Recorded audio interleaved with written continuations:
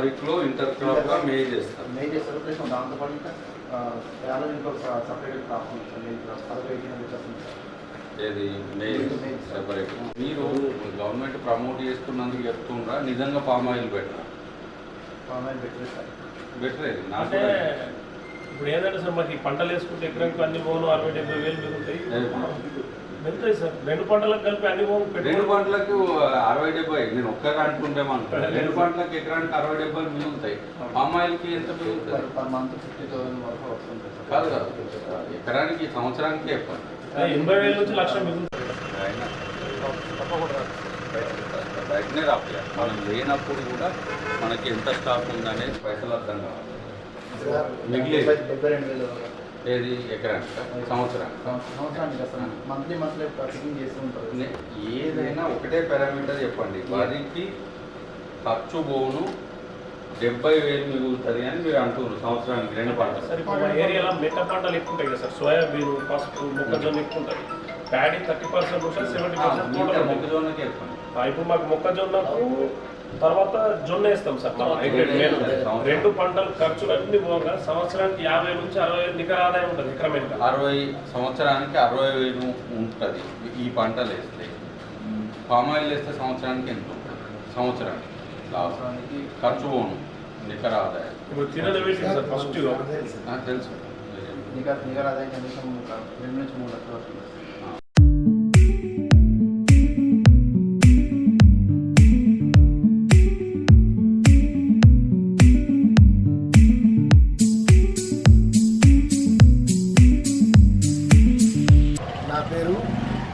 గంగారెడ్డి, నూతిపల్లి గ్రామం, డొంకేశ్వర్ విలేజ్. నేను గత 3 సంవత్సరాల క్రితం పామ్ ఆయిల్ మొక్కలు ప్రభుత్వ పూర్తి సబ్సిడీతో పెట్టడం జరిగింది. నేను 3 సంవత్సరములు ఇంటర్ క్రాప్ వేశాను. మొదటి సంవత్సరం ఇంటర్ క్రాప్ 90% భూమిలో వేసుకోవచ్చు. 2వ సంవత్సరం 70% వేసుకోవచ్చు. 3వ సంవత్సరం 50% వేసుకోవచ్చు. 4వ సంవత్సరం 40% మన క్రాప్ ఇంటర్ క్రాప్ పండియవచ్చు.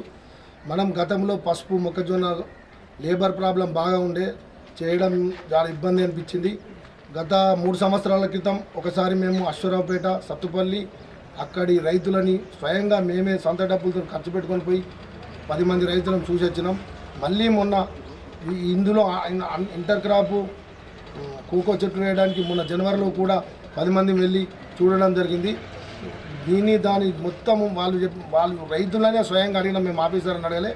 వాళ్ళు ఇది కోకోతోని సహా ప్లస్ పామ్ ఆయిల్ కలుపుకుంటే ఒక ఎకరానికి 2 లక్షలు పైబడే ఆదాయం మిగులుతుంది. దీనివల్ల మేము అనుకున్నామండి పసుపు ఇవన్నీ వండించి ఎకరానికి 60-70 మిగిలిందా కన్నా ఇవి 2 లక్షల నుంచి 2 లక్షలు ఈజీగా మిగులుతాయి. మళ్ళీ అసలు పని అన్నది మామూలుగా ఆడుకున్నట్లే. మేము పసుపుకు చేసిన పనిలో ఇది 1-2% అనిపిస్తుంది. ఎందుకంటే గతంలో నేను పసుపు తీసినా కాబట్టి నాకు తెలుసు. ఇట్లనే మొక్కజొన్న కూడా బాగా ఇబ్బంది అయిన ఉండే.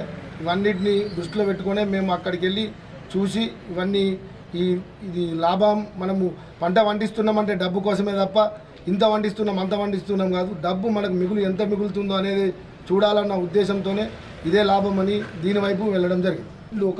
మొదటి ఇల్లు 1 టన్ వచ్చింది. ఇప్పుడు 2వ రోజు ఇయ్యాల అనేది కటింగ్ అయింది. 1 టన్ దాకా వస్తుంది కొంచెం. ఇప్పుడు ఏదైతే కంపెనీ ఉందో మీకు ప్రీ యూనిక్ బైబ్యాక్ ఒప్పందం అయిపోయింది. ప్రీ యూనిక్ కంపెనీ ఇప్పుడు ఎంత తీసుకుంటుంది అంటే ఇప్పుడు వాళ్ళు ఒక నెల రోజుల నెల నిర్ణయం చేస్తారు. Government plus oil farm federation రైతులు కలిసి నిర్ణయించి ఆయిల్ ధర గెలల ధర.